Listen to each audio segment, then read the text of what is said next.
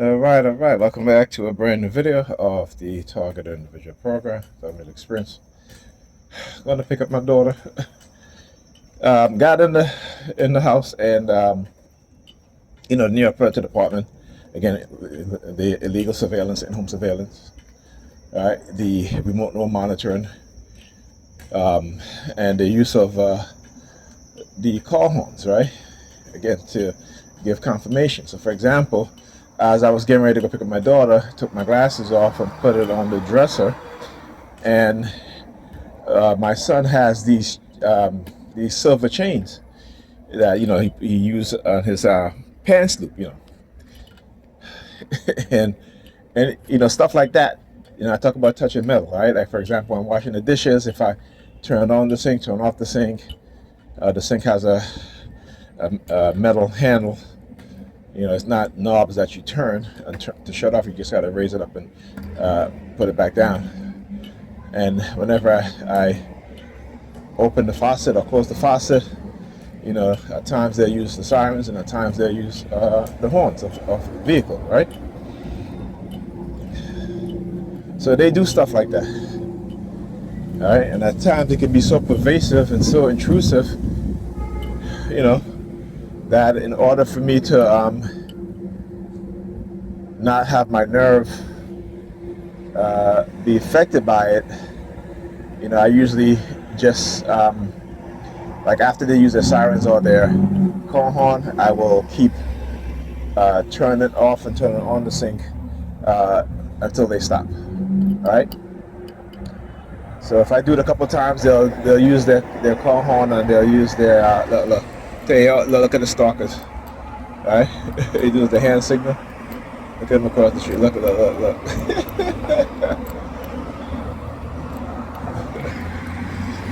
See them, right? Let me tell you. Look at them. Look at them. Look at them. Look at them. Look at the shit that they do. All right, I want you guys to look at the shit that they do. All right? Look.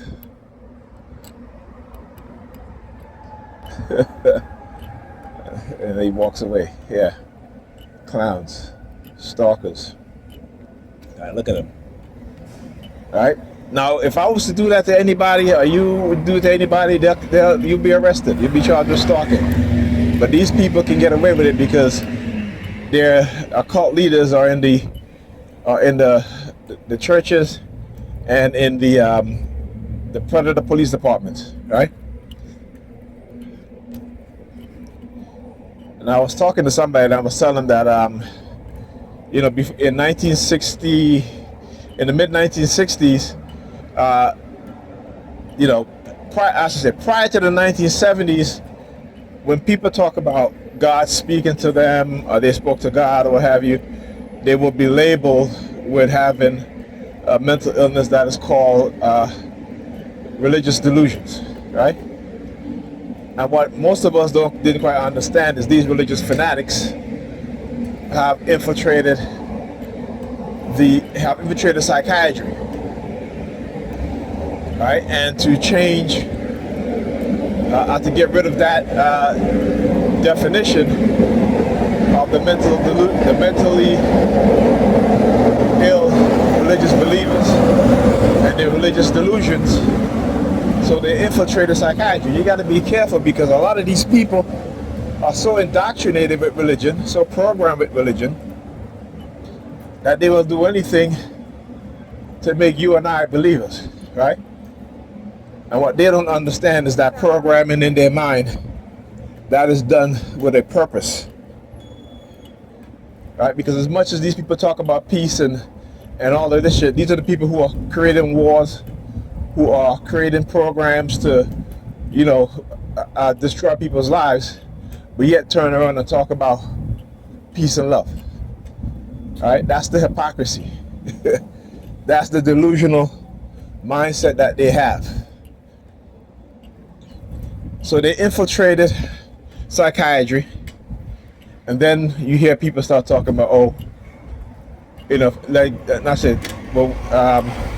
so the people who talk about God spoke to them and they spoke to God and God told them do this and that and all this shit, because they know they were going to create a society of believers that have a mental illness or create mental illnesses within the population, all for profits, because ultimately the people who control them are the ones who are the ones that they are generating huge profits for. All right, and they have yet to understand that. So the infiltration of every facet of society, and then you see the Church of Scientology doing the same thing, right? Investing in tech companies, developing technology that is specifically used to manipulate people, to condition people, right, to becoming consumers, right? Talk about the business of religion, right? We're talking about almost more than $500 million of revenue a year when it comes to religion. Now, I could take the bus, but I think I'm going to walk. She gets out of school. I got about 10 minutes or so. And so, she would. Her school is a little bit further away, but it's still within walking distance.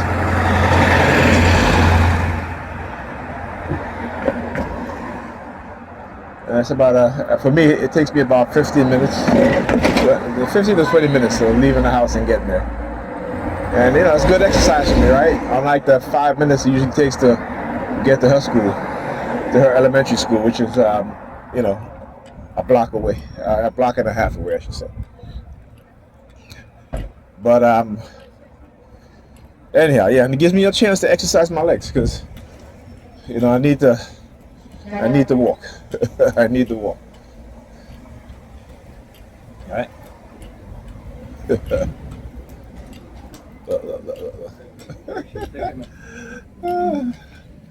Yeah, you just so happen to have a cigarette, right? Yeah, I mean a cigarette lighter. Okay. Yeah, I was talking about masking this shit now. You see when he gave him the light, how he put his finger, right? Using white dude as a means to manipulate our women, right? This is what they do. And again, I love exposing what it is that they do. And Negropeans will participate, right? Because again, anybody that looks like them that can speak the truth, they hate. Anybody that tries to be good or raise their children and raising their family to be good, they hate, right? And it doesn't matter if they're religious also. So if you're a religious person and you're raising your children to be good and you're trying to do good things, they're gonna hate you for it. They're gonna hate you for it. You know why? Because it makes them look bad, right? Because then people in the community start to look up to you, admire you, and all of a sudden they start to feel deficient, right? Devoid of goodness, right? When they say that they're good people, right? That's our conditioning. We got to understand that. Nearly fully, as he says, in this system, any black person that try to be good or do good, they're attacked by other black people because, it's like in the Matrix. When they're trying to stop, in the movie The Matrix, they're trying to stop the one, right? I understand how Hollywood tried to manipulate us, because it's just another way of us waiting for the one, when each of us is the one. You understand what I'm saying? Each of us is the one, right? And when the ones get together, we are many, right? That's one aspect. Another aspect is that I am one, but I am also many, meaning that I am a single entity, but within me, even though I have my own consciousness, within me lives the many that came before me. When you start to understand these types of concepts, religion becomes foolish, right? Religion becomes clown errand for people who believe in religion. They become clowns. And I'm not saying that in a disrespectful way, meaning that what do clowns do? They wear masks, they wear makeup, they wear fake wigs, right? And they try to be funny, or they are funny, because you don't take clowns seriously, right? So if a group of people is turning us into clowns, no one will take us seriously. And if they're exporting their racism across the globe, no one will take us seriously, right? Because we're a bunch of clowns. So when we walk around, we do stuff like this, they say, look at these clowns. Look at how we have them manipulating each other, right? Look at how we are causing suffering in their life, but we give them Jesus. And it works so well that they find comfort in suffering. Not only that, but their offspring is being bred into accepting the worst treatment that they can receive and be comfortable in receiving that treatment, right? Epigenetics.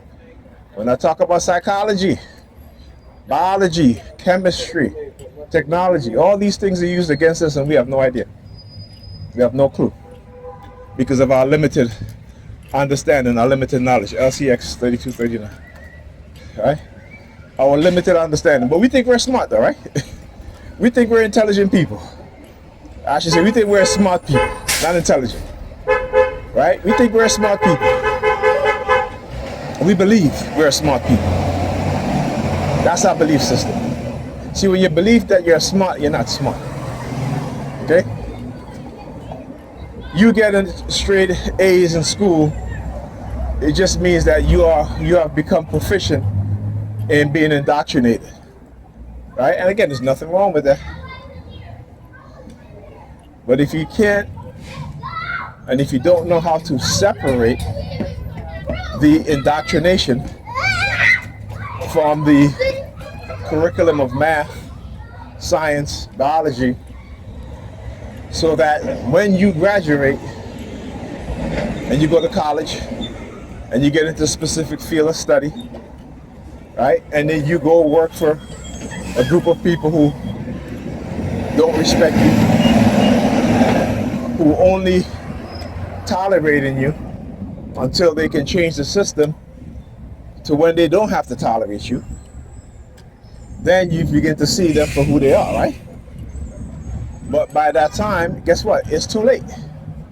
By that time, right, you have been so distracted with the concept of the life they want you to have, right? Not the concept of the life that you think or believe you should have, but what they tell you you should have. So when they start to act out, like I've said, and they will, as we see it already, right? When they start to take away our rights, which we see that's happening already, right?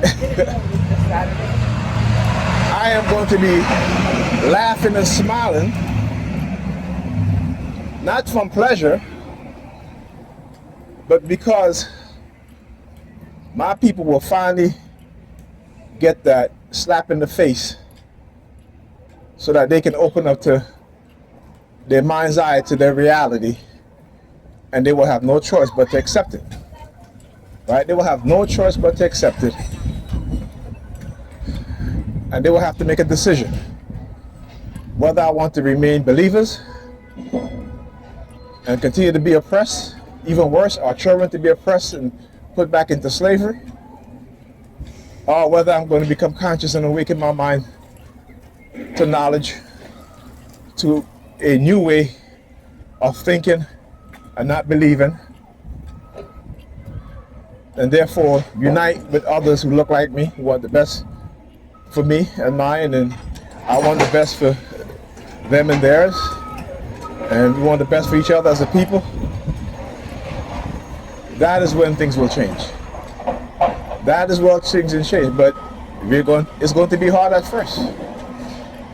But we're going to have to make the sacrifice so future generation don't have to go through what we went through. And we're going to have to become a separate political force in which, right, we're going to have to become a separate political force in which our vote will determine which one of the major political parties is going to win elections. And then we have to leverage that. Leverage that into asking for what it is that we want. And if they don't give us what we want, if any political candidate don't adhere to the agreement, then the next election we switch parties.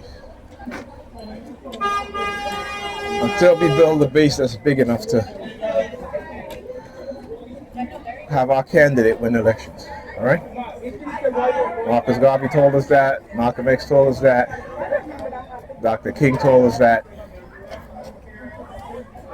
But yet we refuse to listen. Right?